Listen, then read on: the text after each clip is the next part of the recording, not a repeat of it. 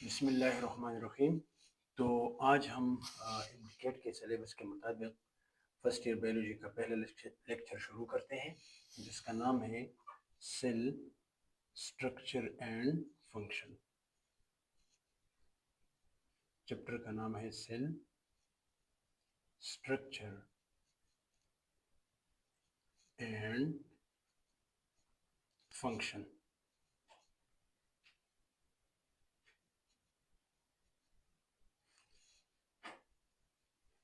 इसमें सबसे पहले हम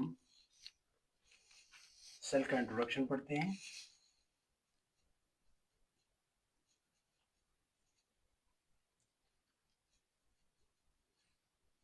सेल सेल असल में हमारे पास जितने भी लिविंग ऑर्गेनिज्म हैं, चाहे वो एनिमल है, प्लांट है या फिर बैक्टीरिया, फंजाई, प्रोटेस्ट वगैरह, उन सब के बॉडी का बिल्डिंग ब्लॉक है, यानी स्ट्रक्चरल एंड फंक्शनल यूनिट है। सो मैं लिख सकता हूँ कि the building block of living organisms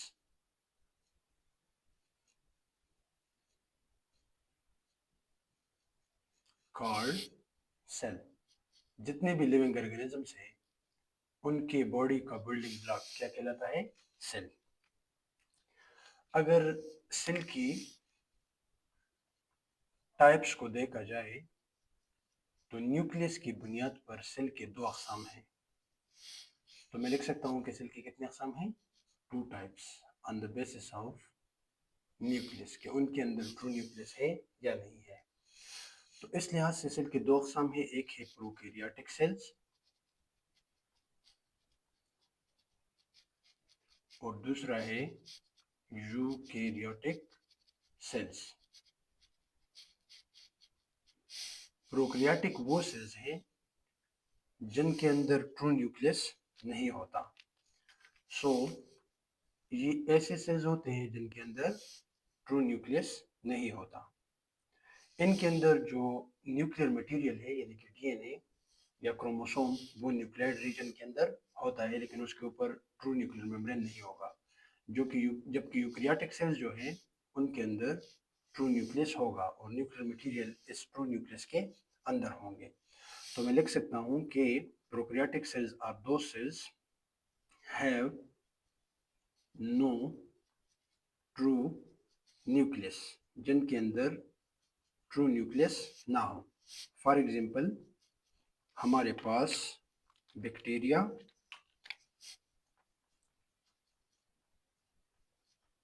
and अर्किया, इसी तरह साइनोबैक्टीरिया, ये इसके एग्जांपल्स हैं। यूकैरियोटिक सेल्स हमारे पास वो सेल्स हैं जिनके अंदर ट्रू न्यूक्लियस मौजूद हो। तो इसमें हमारे पास आते हैं जैसा कि animal cell, plant cell, fungal cell. ये जितनी भी सेल्स हैं ये यूकैरियोटिक सेल्स है, क्योंकि इसके अंदर ट्रू न्यूक्लियस मौजूद होगा। इसके बाद हम पढ़ते हैं टाइप्स ऑफ ऑर्गेनिजम्स। हमें पता है कि सेल्स क्या बनाते हैं? ऑर्गेनिजम्स को बनाते हैं। तो ऑर्गेनिज्म कितने अक़साम के हैं? एक हम पढ़ते हैं on the basis of number of cells, on base of number of cells, और दूसरा पढ़ेंगे on the base of nutrition. तो नंबर ऑफ सेल की बुनियाद पर हमारे पास सेल्स ऑर्गेनिजम्स होते हैं यूनिसेलुलर,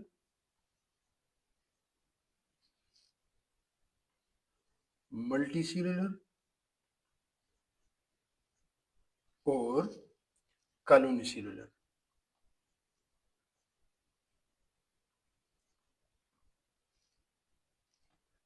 यूनिसेलुलर वो ऑर्गेनिजम्स है जो कि एक सेल से बने होते हैं, जैसा कि हमारे पास बैक्टीरिया और अर्किया, ये प्रोकैरियोटिक ऑर्गेनिजम्स भी हैं और यूनिसेलुलर भी है।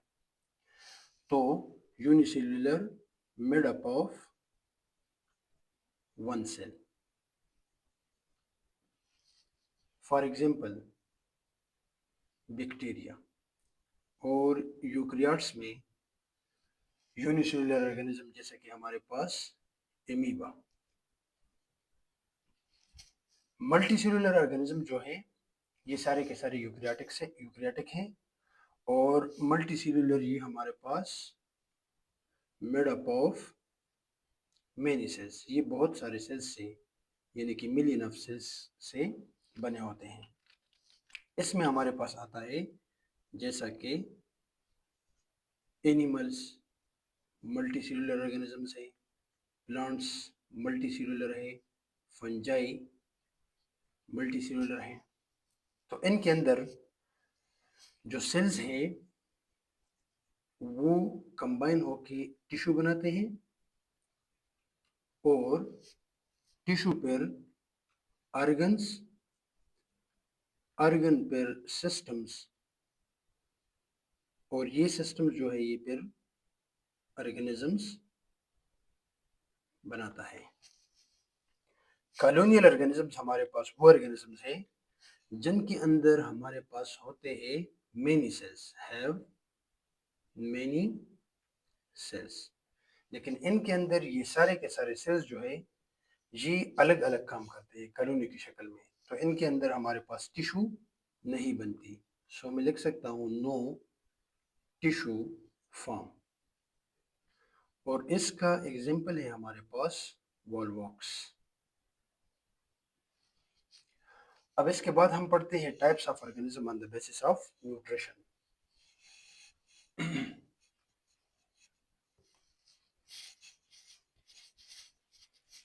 इसके बाद हम पढ़ते हैं types of organisms on the basis of nutrition.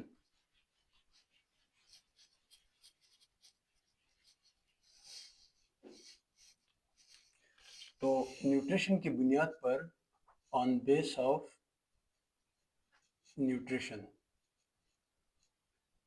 Nutrition की बुनियाद पर हमारे पास ऑर्गेनिजम्स दो किस्म के हैं। एक है ऑटोट्रॉपिक ऑर्गेनिजम्स, और दूसरा है हेट्रोट्रॉपिक ऑर्गेनिजम्स।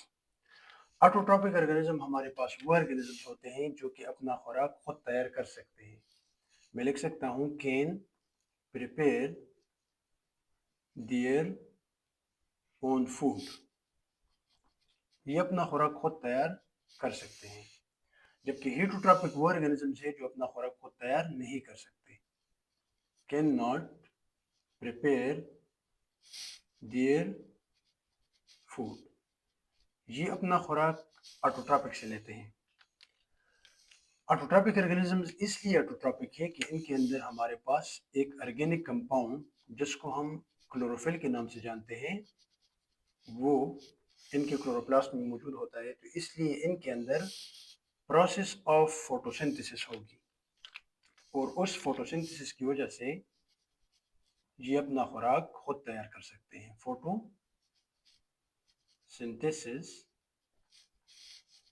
टेक प्लेस, इनके अंदर क्लोरोफिल प्रेजेंट होगा, और इस वजह से इनके अंदर फोटोसिंथेसिस होगी, तो ये अपना खुराक खुद तैयार कर सकते हैं। फॉर एग्जांपल हमारे पास प्लांट्स, हेटरोट्रॉपिक वो ऑर्गेनिजम्स है जिनके अंदर हमारे पास क्लोरोफिल नहीं होता। सो मैं लिख सकता हूँ क्लोरोफिल एब्सेंट, इनके अंदर फोटोसिंथेसिस भी नहीं होगी, फोटोसिंथेसिस भी इन ऑर्गेनिजम्स के अंदर नहीं होगी। इस वजह से इनको हम क्या कहते हैं, heterotrophic. For examples animal, animal जो है वो हमारे पास क्या है, हेटरोट्रॉपिक। इसके बाद हम चूंकि सेल स्ट्रक्चर एंड फंक्शन यानी चैप्टर के इंट्रोडक्शन पढ़ते हैं, तो इसलिए एक फेमस थ्योरी जिसको हम सेल थ्योरी के नाम से जानते हैं उसको एक्सप्लेन करते हैं। सेल थ्योरी हमारे पास जो है ये शील्डन एंड श्वान ने 1839 में पेश की थी। और इसके जो है हमारे पास फेमस 4 पॉइंट्स हैं।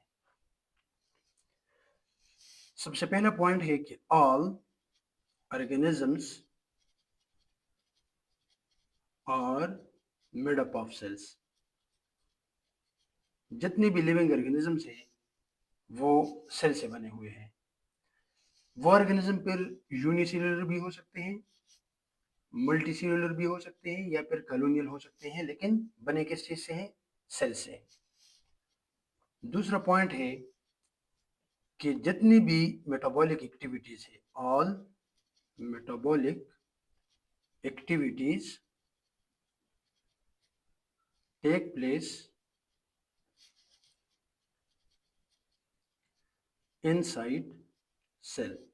जितनी भी मेटाबॉलिक एक्टिविटीज है, चाहे वो एनाबॉलिक है यानी कोई चीज बन रही है, या फिर कैटाबॉलिक है कोई चीज, किसी चीज की तोड़फोड़ हो रही है, वो सारे के सारे एक्टिविटीज जो है वो हमारे पास कहाँ पे होते हैं? सेल में। जैसा कि फोटोसिंथेसिस है, रेस्पिरेशन है, तो ये सारी एक्टिविटीज सेल के अंदर होते हैं।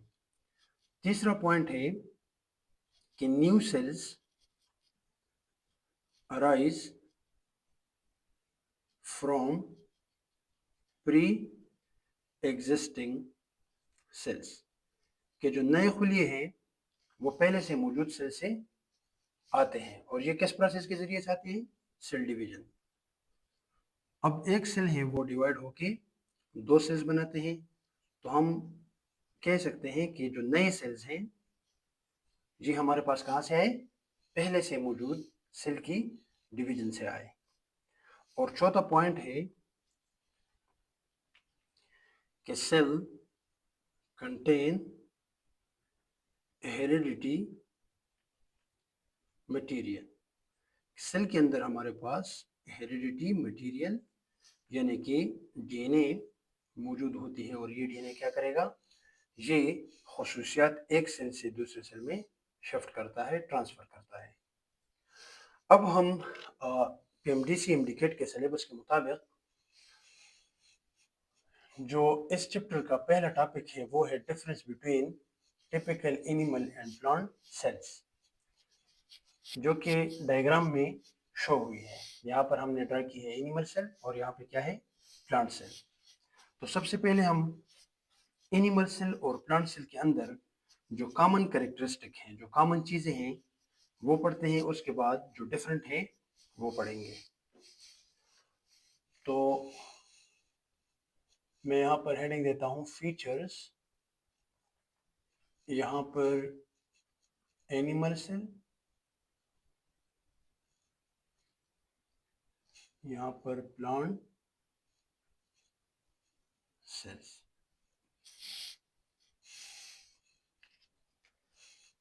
हमें पता है कि दोनों क्या है? बोथ हमारे पास यूकैरियोटिक है, both are eukaryotic cells. Plant की सेल हो या फिर एनिमल की सेल, दोनों के दोनों क्या है? यूकैरियोटिक सेल है। दोनों के अंदर जो है वो ट्रू न्यूक्लियस मौजूद है। इसके बाद अगर देखा जाए सेल मेम्ब्रेन, फिर न्यूक्लियस, इसी तरह lysosome, Golgi body, endoplasmic reticulum, rough and smooth, ribosome, peroxisome, ये सेल ऑर्गेनेली है। साइटोप्लाज्म, ये जो है दोनों सेल्स के अंदर मौजूद होगा। तो सेल मेम्ब्रेन जो है वो दोनों के अंदर क्या है? प्रेजेंट। जो न्यूक्लियस है वो भी एनिमल सेल और प्लांट सेल दोनों के अंदर प्रेजेंट है। लाइसोसोम भी दोनों के अंदर प्रेजेंट है। गोल्जी बॉडी भी दोनों के अंदर प्रेजेंट। एंडोप्लाज्मिक रेटिकुलम भी दोनों के अंदर प्रेजेंट। इसी तरह राइबोसोम भी दोनों के अंदर क्या है? मौजूद, पेरोक्सिसोम भी दोनों के अंदर मौजूद है, साइटोप्लाज्म भी दोनों एनिमल एंड प्लांट सेल के अंदर मौजूद होता है और इसी तरह वैक्यूल भी दोनों के अंदर मौजूद होता है। लेकिन इसमें स्लाइट डिफरेंस है। यूकैरियोटिक एनिमल सेल्स में जो न्यूक्लियस होगा वो कहाँ पे होगा? सेल के सेंटर में होता है। और वो क्यों? क्योंकि एनिमल सेल के अंदर हमारे पास बहुत सारे वैक्यूल्स होते हैं। तो वैक्यूल तो मौजूद होंगे लेकिन बहुत सारे हैं। इसी तरह प्लांट सेल के अंदर जो हमारे पास न्यूक्लियस है वो सेल के एक साइड में होता है। और उसकी वजह क्या है कि उनके अंदर जो वैक्यूल है वो वन एक ही वैक्यूल होता है, वो भी लार्ज, बड़ा वैक्यूल होता है, जो कि डायग्राम में ये हमने शो की है कि प्लांट सेल के अंदर एक वैक्यूल होता है और बहुत बड़ा होता है। इस वजह से न्यूक्लियस जो है वो सेल के साइड पे रहता है। और एनिमल सेल के अंदर जो न्यूक्लियस है वो सेल के सेंटर में होता है, क्योंकि वैक्यूल्स छोटे छोटे होते हैं और बहुत सारे होते हैं। इसके अलावा जो राइबोसोम्स हैं वो दोनों के अंदर एटीएस के होंगे। इसी तरह लाइसोसोम जो है ये एनिमल सेल के अंदर बहुत सारे होते हैं, जबकि प्लांट सेल के अंदर बहुत कम होते हैं, तादाद में बहुत कम होते हैं। इसी तरह पेरोक्सिसोम जो है वो एनिमल सेल के अंदर H2O2 की कोरोसिव इफेक्ट को खत्म करता है और उसको H2O प्लस ऑक्सीजन में चेंज करता है। तो हम कह सकते हैं कि पेरोक्सिसोम जो है वो एनिमल सेल में क्या करता है? Detoxification, detoxification. और ये ज्यादातर लिवर एंड किडनी सेल में मौजूद होता है। और प्लांट सेल के अंदर जो पेरोक्सिसोम है ये फोटो रेस्पिरेशन, जो कि एक लंबा टॉपिक है, इसको हम इंशाल्लाह आगे पढ़ेंगे, फोटो रेस्पिरेशन में हेल्प करता है। इसके बाद हम पढ़ते हैं कि एनिमल सेल और प्लांट सेल के अंदर डिफरेंसेस क्या है। ये तो हमने वो कैरेक्टरिस्टिक पढ़े हैं जो दोनों के अंदर सिमिलर है।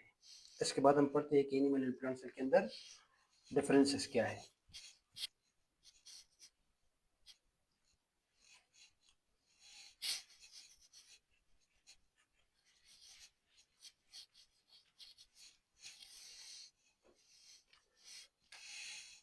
तो हेडिंग पे डिफरेंस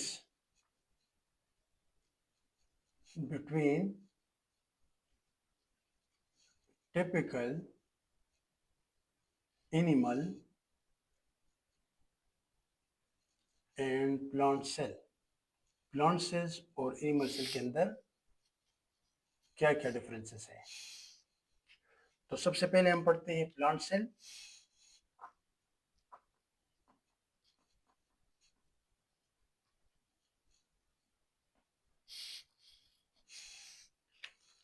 प्लांट सेल के अंदर हमारे पास, आप फार्मूला याद कर ली, CPLG के नाम से। प्लांट सेल के अंदर हमारे पास एक जो मेजर डिफरेंस है वो है कि प्लांट के सेल के अंदर हमारे पास क्या होगा? सेल वॉल होगा। तो plant cell have cell wall which is the outermost boundary of the plant cell. outermost boundary, ये हमारे पास क्या है? ये जो ब्लैक आपको नजर आएगा ये हमारे पास सेल वॉल है। तो it is the outer most boundary of plant cell. और ये सेल वॉल सेल्यूलोज से मिलकर मिलकर बनी होती है, मेड अप ऑफ सेल्यूलोज। और सेल्यूलोज जो है ये हमारे पास क्या है? पॉलीसेकेराइड यानी कि कार्बोहाइड्रेट है।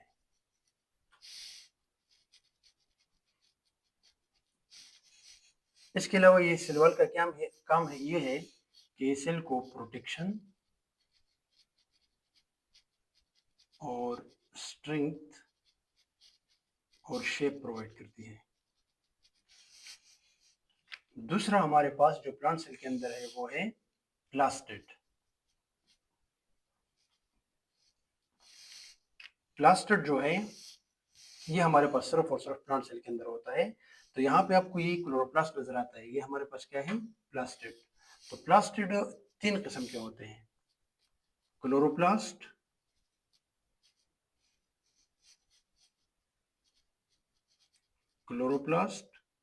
क्रोमोप्लास्ट और ल्यूकोप्लास्ट।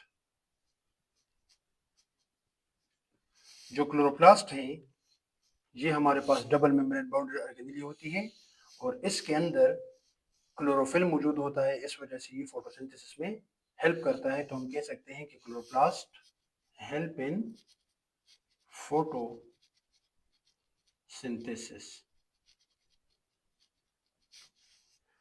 क्रोमोप्लास्ट जो है ये फ्लावर्स को कलर देता है और इसी तरह फ्रूट को कलर देता है। सो प्रोवाइड कलर फ्लावर को और इसी तरह फ्रूट्स को। तो फ्लावर को जो कलर देती है इस वजह से ये पोलिनेशन में हेल्प करता है और फ्रूट्स को जो कलर देती है इस वजह से ये डिस्पर्सल ऑफ सीड में हेल्प करता है। और ल्यूकोप्लास्ट जो है ये हमारे पास स्टोरेज ऑफ फूड, प्लांट्स के अंदर खुराक के स्टोर करने में मदद देती है। और प्लांट के अंदर हमारे पास खुराक स्टोर होता है इन the form of starch. Starch भी हमारे पास एक किस्म का पॉलीसेकेराइड यानी कि कार्बोहाइड्रेट है, सेकेराइड। इसके बाद हम पढ़ते हैं लाइसोसोम। तो लाइसोसोम भी प्लांट सेल के अंदर भी है और एनिमल सेल के अंदर भी है, लेकिन प्लांट सेल के अंदर ही हमारे पास तादाद में बहुत कम होते हैं। तो मैं लिख सकता हूं कि लेस इन नंबर। इसके अलावा प्लांट सेल के अंदर हमारे पास ग्लाइक्सिसोम होता है, ग्लाइऑक्सीसोम। ये भी एक ऑर्गेनेली है जिसके अंदर ग्लाइकोलिक एसिड ऑक्सीडेज एंजाइम होता है और ये लिपिड के मेटाबॉलिज्म में हेल्प करता है जब सीड की ग्रोथ होती है।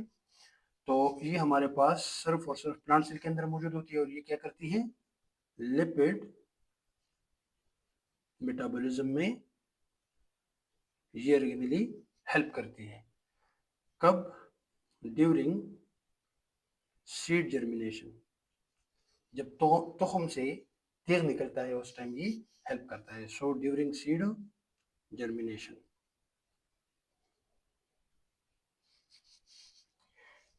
इसके बाद अगर हम पढ़े एनिमल सेल को, ये तो हमारे पास वो चीजें हैं जो सिर्फ और सिर्फ प्लांट सेल के अंदर है और ये हमने यहाँ डायग्राम में शो की है कि प्लांट सेल के अंदर हमारे पास क्या होगा, क्लोरोप्लास्ट होगा, इसी तरह सेल वॉल होगा, इसी तरह इनके अंदर हमारे पास ग्लाइक्सिसोम होगी। तो इसके बाद हम पढ़ते हैं वो चीजें जो सिर्फ और सिर्फ एनिमल सेल के अंदर मौजूद होती हैं।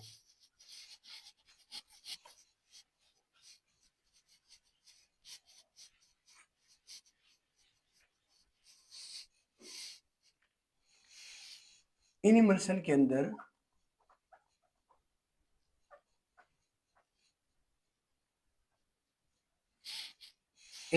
अंदर हमारे पास सेंट्रियोल होता है। एनिमल सेल के अंदर लाइसोसोम तादाद में बहुत ज्यादा होते हैं।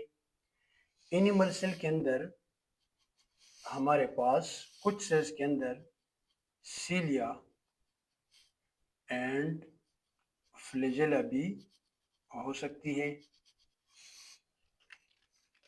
तो मैं लिख सकता हूं कि एनिमल सेल के अंदर सेंट्रियोल प्रेजेंट मौजूद होते हैं और ये सेंट्रियोल एनिमल सेल के अंदर तादाद में 2 होते हैं और ये 90 डिग्री पर न्यूक्लियस के करीब मौजूद होते हैं, जो कि यहाँ पे आपको दिखाई देगा। ये हमारे पास क्या है, सेंट्रियोल, जो कि एनिमल सेल के अंदर है। इसके बाद लाइसोसोम जो है वो एनिमल सेल के अंदर हमारे पास मेनी इन नंबर, तादाद में ज्यादा होते हैं। सुसाइड बैग भी इसको कहते हैं। और सीलिया और फ्लैजेला ये भी हमारे पास कुछ एनिमल सेल के अंदर होता है। जिस तरह अगर आप सीलिया की एग्जांपल ले तो सीलिएटेड सेल्स हमारे पास बॉडी में क्या है, गॉबलेट सेल्स, जो रेस्पिरेटरी ट्रैक्ट में है और ये म्यूकस पैदा करती है। फ्लैजेलरी सेल्स की अगर आप एग्जांपल ले कि वो सेल जिसके अंदर फ्लैजेला है उसमें हमारे पास आता है क्या, स्पर्म। तो ये भी सिर्फ एनिमल सेल की कैरेक्टर है। ये जो सेंट्रियोल है ये क्या करता है, it help in cell division, ये सेल डिवीजन में हेल्प करता है। अब अगर एनिमल सेल के अंदर सेंट्रियोल सेल डिवीजन में हेल्प करता है तो फिर प्लांट सेल के अंदर सेल डिवीजन में कौन हेल्प करेगा। तो इसलिए हम हेडिंग देते हैं special characters of animal and plant cell. तो अगर देखा जाए सेल वॉल को, तो ये एनिमल के अंदर, यहां पर मैं लिखता हूं एनिमल सेल और यहां पर लिखता हूं प्लांट सेल। तो सेल वॉल जो है ये एनिमल सेल के अंदर एब्सेंट होगा जबकि प्लांट सेल के अंदर प्रेजेंट होगा। इसके बाद हमारे पास सेंट्रियोल। सेंट्रियोल जो है ये एनिमल सेल के अंदर प्रेजेंट है जबकि प्लांट सेल के अंदर एब्सेंट है। लेकिन कुछ प्लांट्स हैं हमारे पास जैसा कि लोअर प्लांट्स, जैसा कि मोसिस, लेवरवुड्स, उनके अंदर हमारे पास सेंट्रियोल मौजूद होता है, लेकिन हायर प्लांट्स पे ये कंप्लीटली एब्सेंट होता है। तो फिर प्लांट के अंदर सेल डिवीजन में कौन हेल्प करता है, सेल डिवीजन में माइक्रो ट्यूब्यूल्स। प्लांट के अंदर सेंट्रियोल तो नहीं होता, लेकिन उनके अंदर ये जो सेंट्रियोल होता है ये असल में माइक्रोट्यूब्यूल से मिलकर बनी है। तो प्लांट के अंदर सेंट्रियोल तो प्रॉपर सेंट्रियोल ऑर्गेनेली के तौर पर नहीं होता, लेकिन वहाँ पे माइक्रोट्यूब्यूल होते हैं और वो माइक्रोट्यूब्यूल जो है वो एक्ट करते हैं एज एमटीओसी, माइक्रोट्यूब्यूल ऑर्गेनाइजिंग सेंटर, और सेल डिवीजन में हेल्प करता है। अगर यहाँ पे आप देखिए ये ब्लैक लाइन्स, तो ये हमारे पास असल में क्या है, माइक्रोट्यूब्यूल्स है, और यही माइक्रोट्यूब्यूल जो है ये सेल डिवीजन में हेल्प करता है। तो माइक्रोट्यूब्यूल और उनमें फिर स्पेशली एक खास किस्म का प्रोटीन है गेमा ट्यूबुलिन। ये जो है ये माइक्रोट्यूब्यूल प्लांट सेल के अंदर सेल डिवीजन में हेल्प करता है और एक्ट करता है एज एमटीओसी, माइक्रोट्यूब्यूल ऑर्गेनाइजिंग सेंटर। इसके बाद अगर आप साइज पढ़ें तो जो प्लांट्स एनिमल सेल है उसका साइज हमारे पास 10 to 30 माइक्रोन मीटर होती है, जबकि प्लांट सेल जो है उसकी साइज हमारे पास, यहाँ पर चूंकि जगह नहीं है तो इस वजह से ये अब हमें हटाना पड़ेगा। तो प्लांट सेल का जो साइज है वो है हमारे पास 10 to 100 माइक्रोन मीटर। इसके बाद शेप को अगर देखा जाए तो एनिमल सेल जो है इसकी शेप हमारे पास ज्यादातर इरेगुलर होती है, लेकिन मोस्टली ये आपको राउंड शेप में मिलेगी। और प्लांट सेल्स जो है इनकी शेप हमारे पास रेगुलर शेप होती है और ज्यादातर ये रेक्टेंगुलर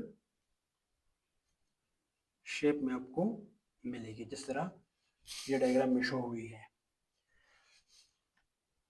इसके बाद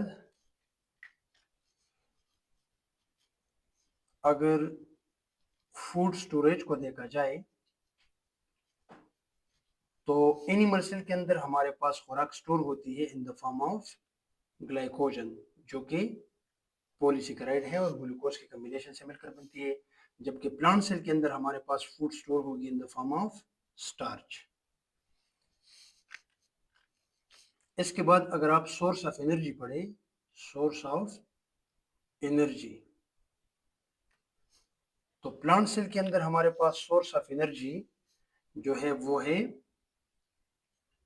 रेस्पिरेशन, और ये रेस्पिरेशन जो है ये कहाँ पे होगी, माइटोकॉन्ड्रिया के अंदर, और इस रेस्पिरेशन के नतीजे में एटीपी बनेगा और सेल वो एटीपी इस्तेमाल करेगा। जबकि प्लांट सेल के अंदर हमारे पास जो सोर्स ऑफ एनर्जी है वो हमारे पास दो प्रोसेसेस हैं, एक है रेस्पिरेशन और दूसरा है फोटोसिंथेसिस। और इन दोनों प्रोसेसेस के नतीजे में क्या बनेगी, एटीपी, जिसको प्लांट सेल यूज करते हैं। तो यहाँ पर जो इम्पोर्टेंट एमसीक्यूज है वो ये है कि प्लांट एनिमल सेल के अंदर खुराक किस फॉर्म में स्टोर होगी, in the form of glycogen. Plant cell के अंदर किस फॉर्म में स्टोर होगी, in the form of starch. Plant के अंदर विक्यूल 1 और बड़ा, एनिमल के अंदर हमारे पास विक्यूल छोटे छोटे और बहुत ज्यादा। एनिमल सेल के अंदर लाइसोसोम तादाद में ज्यादा होंगे, जबकि प्लांट सेल के अंदर लाइसोसोम तादाद में कम होंगे। एनिमल सेल के अंदर न्यूक्लियस जो है वो सेंटर में है, जबकि प्लांट सेल के अंदर न्यूक्लियस जो है वो साइड पे है। एनिमल सेल के अंदर हमारे पास सेंट्रियोल होंगे, दो होंगे, और एक दूसरे को 90 डिग्री पर जो है न्यूक्लियस के करीब मौजूद होते हैं, जबकि प्लांट सेल के अंदर सेंट्रियोल एब्सेंट होते हैं और यहाँ पर माइक्रोट्यूब्यूल जो है वो सेंट्रियोल का काम करते हैं। इसी तरह यहाँ पर जो एनर्जी है वो माइटोकॉन्ड्रिया में रेस्पिरेशन के जरिए से निकलेगी, और यहाँ पर जो एनर्जी है वो हमारे पास क्लोरोप्लास्ट के अंदर फोटोसिंथेसिस और माइटोकॉन्ड्रिया के अंदर रेस्पिरेशन के जरिए से निकलेगी।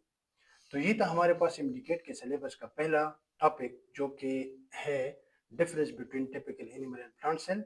अगर आपको पसंद आया है तो हमारे चैनल को सब्सक्राइब करें और हमारे साथ रहें। Thank you.